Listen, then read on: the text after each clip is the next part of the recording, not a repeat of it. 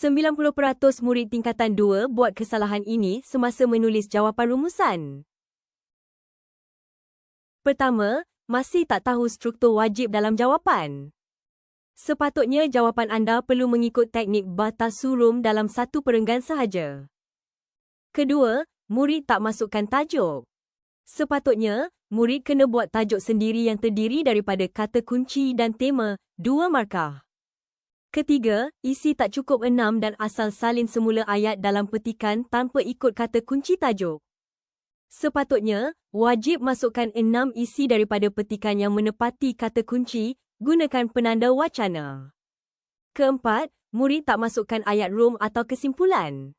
Sepatutnya, murid wajib masukkan ayat kesimpulan mengikut struktur K, T, M, CH kerana markahnya 2.